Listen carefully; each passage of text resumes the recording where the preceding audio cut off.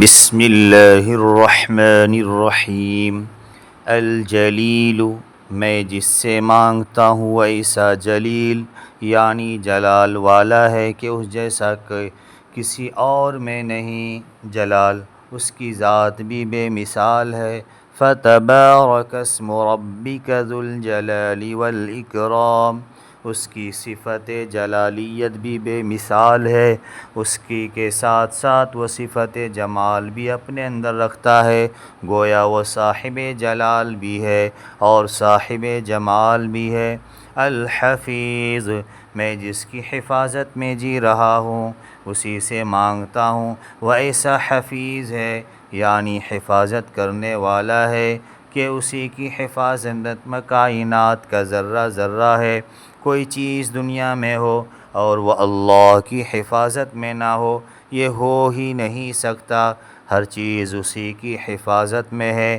مچھلی کے پیٹ میں حضرت یونس علیہ السلام کی حفاظت کرنے والا، طوفان کے تھپیڑوں میں حضرت نوح علیہ السلام کی حفاظت کرنے والا، کنعان کے کنویں میں حضرت یوسف علیہ السلام کی حفاظت کرنے والا، دریائے نیل میں حضرت موسیٰ علیہ السلام کی حفاظت کرنے والا، آگے نمرود میں حضرت ابراہیم علیہ السلام کی حفاظت کرنے والا، اور ہر جاندار اور بے جان چیز کی حفاظت کرنے والا ہے۔ اے اللہ، میرا وجود بھی اس بات کی علامت اور نشانی ہے کہ تو نے مجھے محفوظ رکھا ہے۔ اگر تیری حفاظت نہ ہوتی تو میں کہاں ہوتا۔ قرآن مجید میں یوں ہے، ان ربی علی کل شیء حفیظ۔ الحق، میں جس سے مانگتا ہوں وہ ایسا حق ہے کہ ہر قسم کی حقانیت اس کی ذات سے پھوٹتی ہے۔ میرا مولا حق کا مرکز ہے، سچائی اور حقانیت کا محور ہے۔ ہر وہ چیز جو رب ذوالجلال سے متعلق ہے وہ حق ہے، اور جس چیز کا اس سے تعلق نہیں وہ باطل ہے۔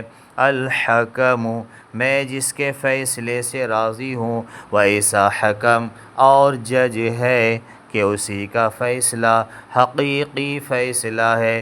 اس کے حکم کے مطابق جو بھی فیصلہ کرے گا اسی کو انصاف کہا جائے گا، ورنہ وہ ظلم ہے۔ اسی لیے اللہ تعالیٰ کی طرف انصاف اور عدل منسوب ہے، ظلم منسوب نہیں ہے۔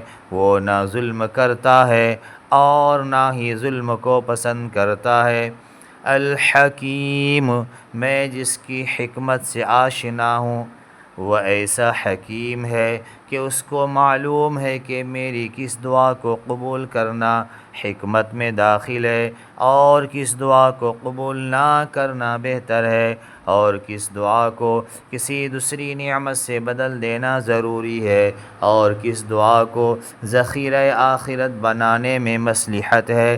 میرا مولا بھی حکیم ہے، اس کا کلام بھی حکیم ہے، قرآن حکیم میں ہے، واللہ علیم حکیم، اور اللہ جاننے والا حکمت والا ہے۔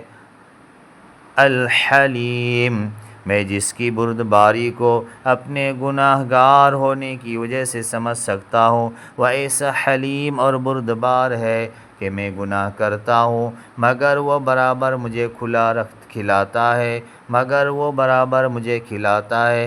میں سرکشی کرتا ہوں مگر وہ مجھے برابر پلاتا ہے۔ میں اس کے احکامات کی خلاف ورزی کرتا ہوں مگر وہ مجھ پر اپنی نعمتوں کی بارش برساتا ہے۔ اگر کوئی میرے خلاف ورزی کرتا ہے تو میں اس پر غصہ ہوتا ہوں اور معاف کرنے پر راضی نہیں ہوتا، لیکن میرا مولا ایسا ہے کہ اس کے حکموں کے خلاف ورزی میں روزانہ کرتا ہوں مگر وہ فوراً سزا نہیں دیتا۔ وَيَعْفُو عَنْ كَثِيرٍ، بہت سے گناہوں کو تو معاف ہی کر دیتا ہے۔ میرے مولا کے بارے میں قرآن مجید یوں کہتا ہے، وَإِنَّ اللَّهَ لَعَلِيمٌ حَلِيمٌ، اور بے شک اللہ تعالی جاننے والا بردبار ہے۔ الحمید، میں جس کی تعریف میں لگا رہنا چاہتا ہوں وہی اس بات کے لائق ہے کہ اس کی تعریف کی جائے۔ اللہ تعالی نے یوں فرمایا، الحمد للہ رب العالمین، تمام تعریف اس اللہ کے لیے ہے جو عالموں کا رب ہے۔ میرے مولا کی ایک صفت یہ ہے کہ وہ حمید بھی ہے، کہ تمام تعریفوں کے وہی لائق ہے۔ قرآن کہتا ہے انہ حمید مجید، بے شک وہ ستودہ صفات اور بزرگ ہے۔